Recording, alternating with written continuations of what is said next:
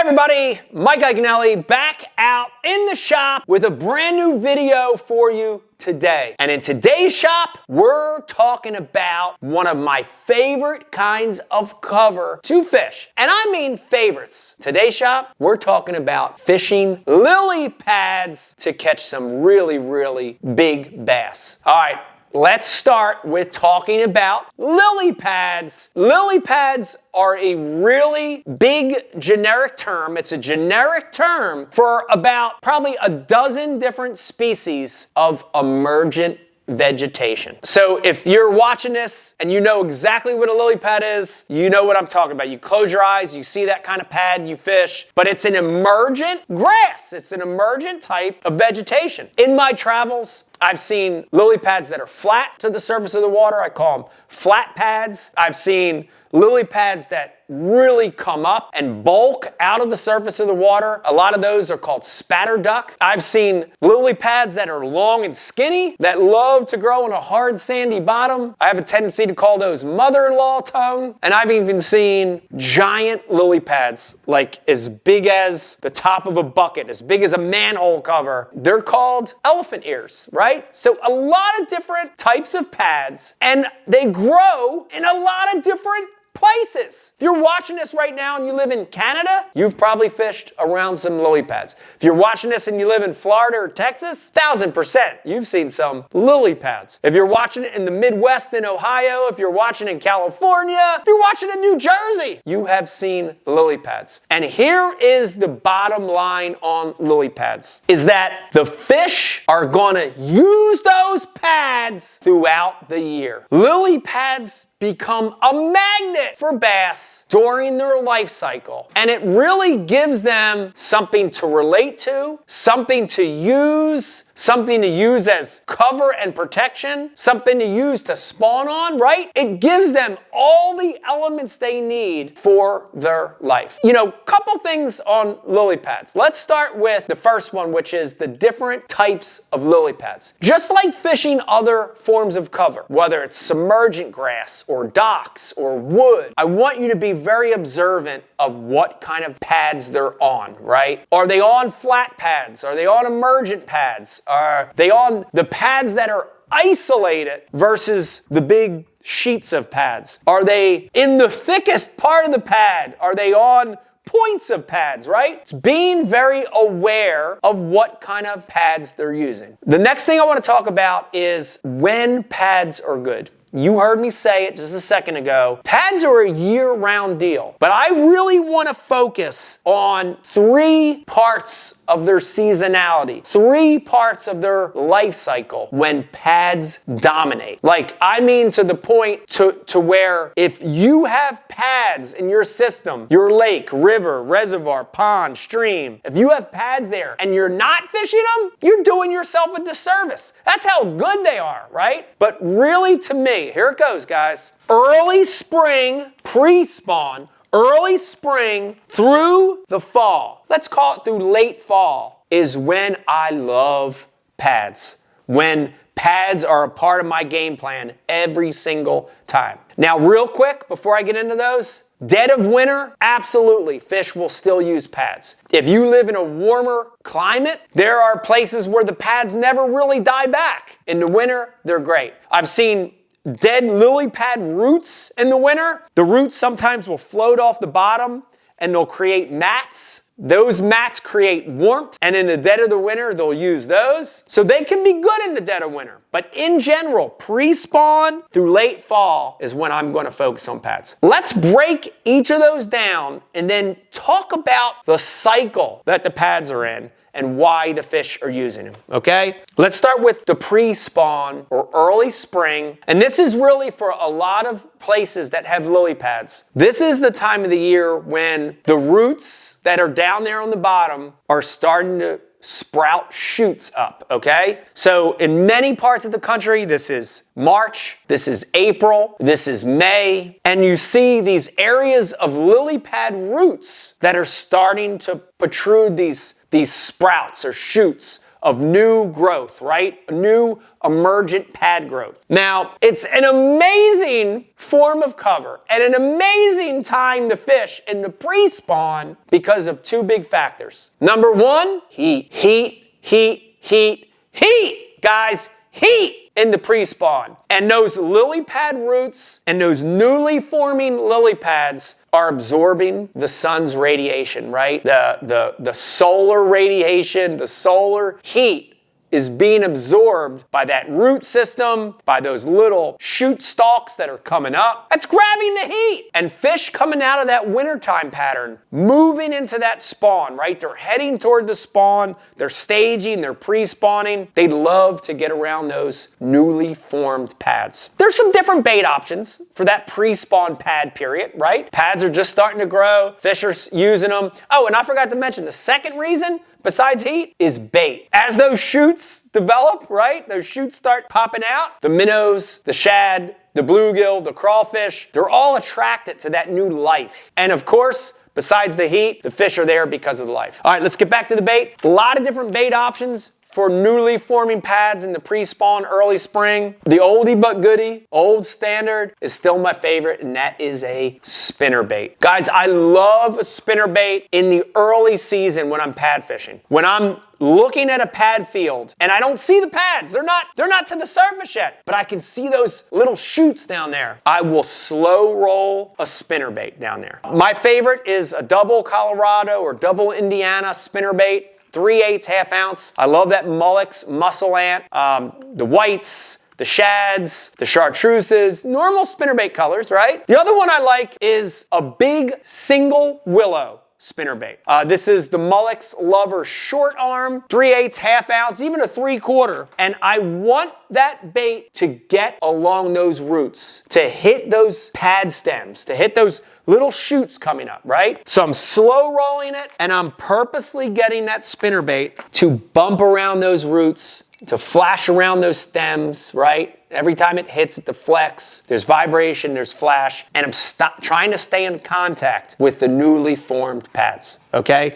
So early spring, pre-spawn, love a spinnerbait. Next one, let's go to the spawn. Spawn in the post-spawn, okay? The second phase of the lily pad cycle is these pads are continuing to grow, okay? So now, depending on where you're at, we're in April, we're in May, we could be all the way into June in some of the colder climates. And now those lily pad roots that were projecting little shoots, now the pad is growing and it's grown to the surface, right? Now we look out there and we can actually see the pad, you know, the top of the pad coming out of the water. Flat pad, mother-in-law tongue, spatter duck, elephant ear, whatever. Now the pad's actually sticking out of the water a little bit, and it coincides with that water temperature being in the spawn phase, right? Let's call it low to mid 60s to 70 degrees. Fish are spawning, fish are guarding fry, fish are in some phase of the spawn. And guess what all those lily pads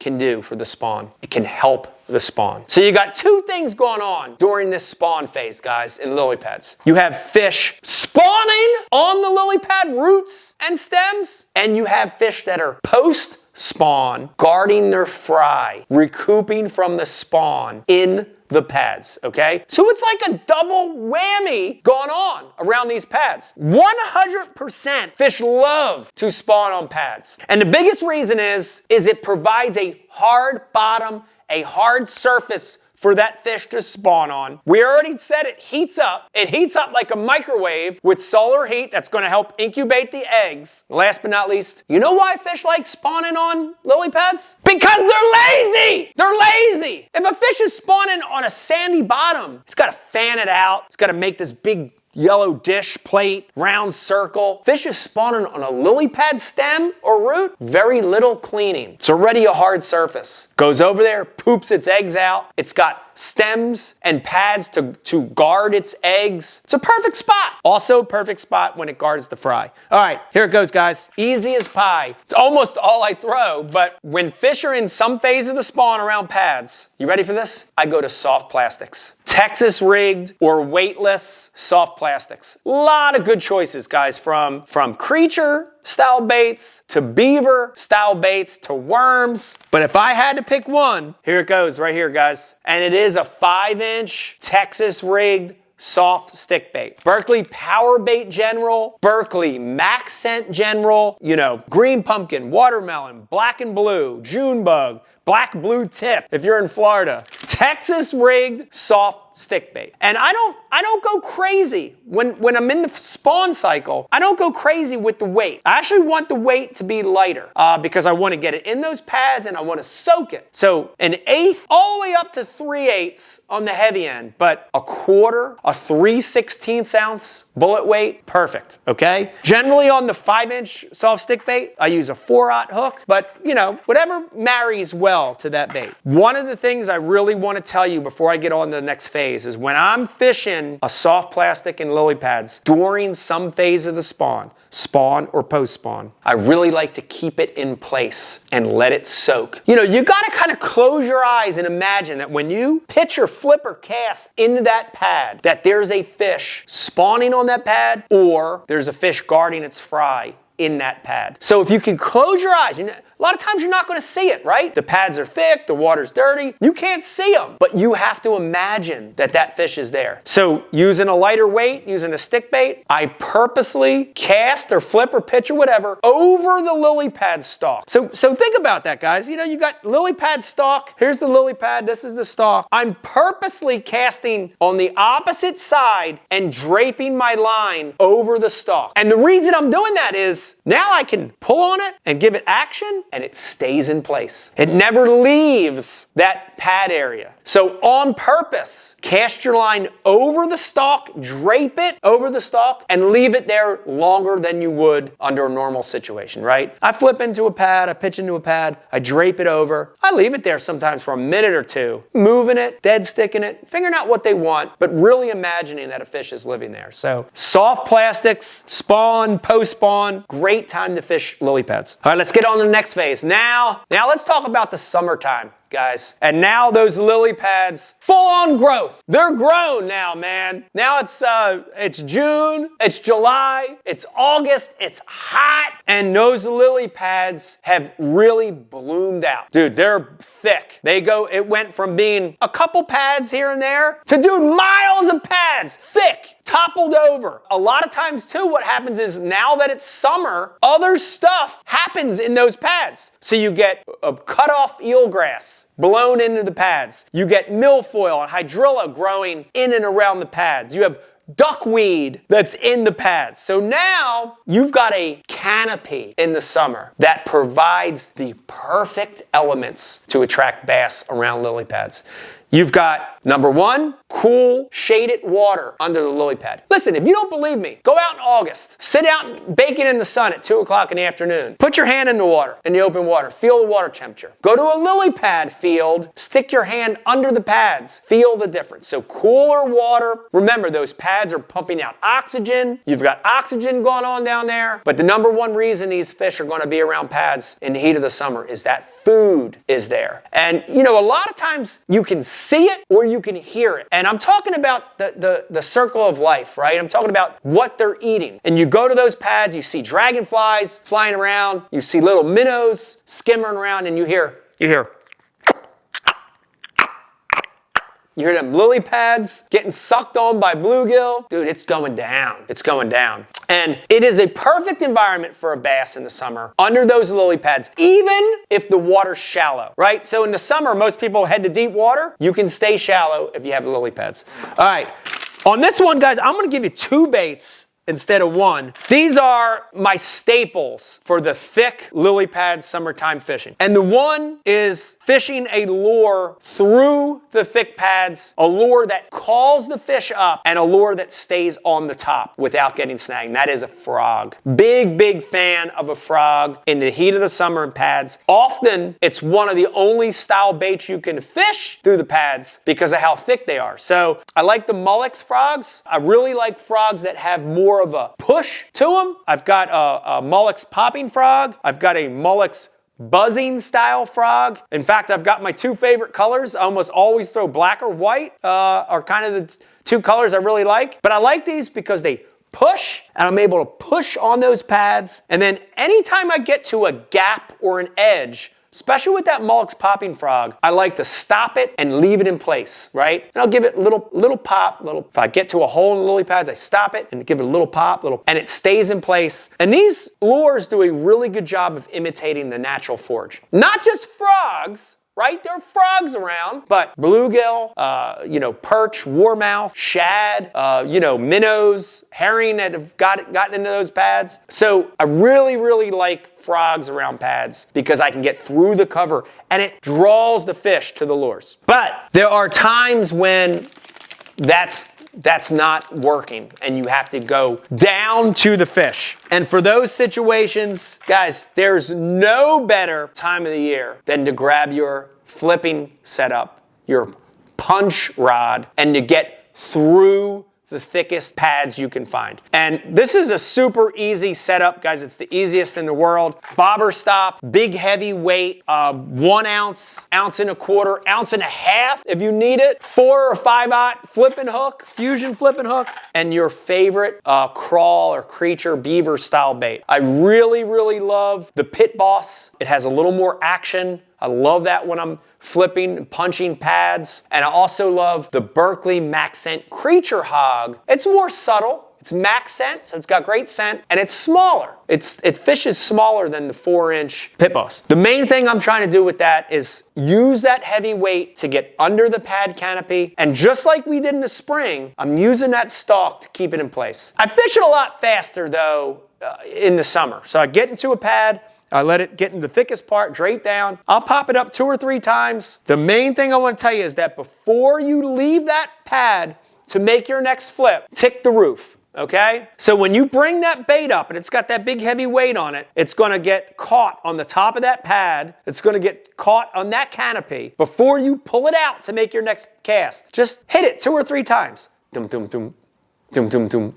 Dum, dum, dum. And that really is a great mimic of a bluegill feeding on the bottom of those pads. You don't get bit, pop it out, make your next punch, okay? So getting into the thick part of the pads with a frog or a punch bait. Summertime pad fishing, it's great. All right, last but not least, my last time frame when pads are still really good is the fall period, okay? And in the fall, now the opposite is happening to the pads, right? In the spring, early spring, they were shoots. During the spawn, they popped out. In the summer, they got thick. But now, as the water temperature is cooling, as winter is approaching, what's happening to the pads? They're dying. They're dying off. They're getting less thick. And there's lanes. Lanes are being created through these pad fields as their life cycle starts to decline, right? One of the biggest misconceptions about pads in the fall is that dead or dying pads, especially dying pads, repel fish. Guys, it's so far from the truth. Really, because what's happening is, although some are dying and dead, and they're creating these open gaps, there's still a lot that are alive, and there's still oxygen,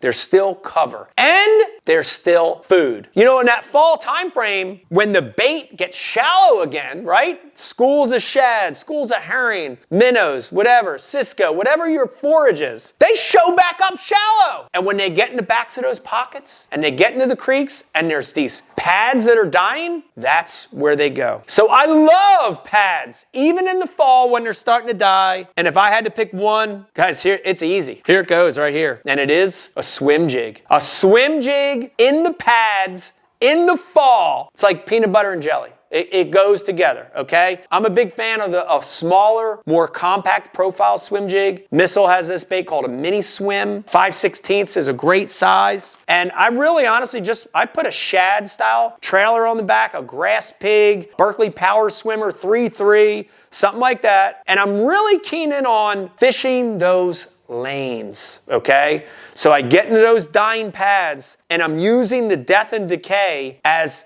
a place to cast, right? It's creating lanes, holes. It's creating little highways in those pads. And they're the same places that the bait fish are going. So I'm swimming this through there, really trying to keep it erratic, purposely hitting off the remaining pads to make this bait change direction a little bit. But I can cover a lot of water. I can mimic the forage to a T. And because it's a swim jig, stout hook, heavy line, I can get them out of that cover. Great bait in the fall, in lily pads, even when the pads are dying. All right, guys, this was a long shop, but I wanted to get the point across to you that pads, lily pads, one of the most amazing forms of cover we can fish. Also, one of the most productive forms of cover if you have pads in your lake all year round, but especially spring, summer, fall.